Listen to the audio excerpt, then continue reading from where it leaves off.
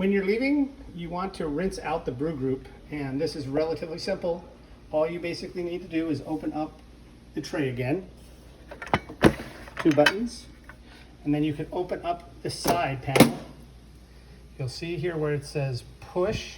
You just simply put your thumb against that area, push it, and this will then move out.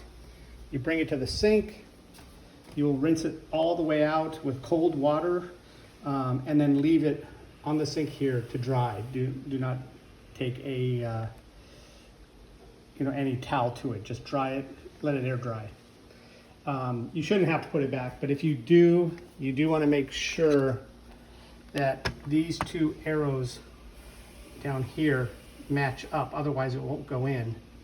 And then you can just simply slide it in and you're done. You probably also, when you're cleaning it out, you want to take this out and rinse that out, and you can just put it right back into the unit before you go. You can leave this out on the sink till we arrive again. It's not a big deal. That's it.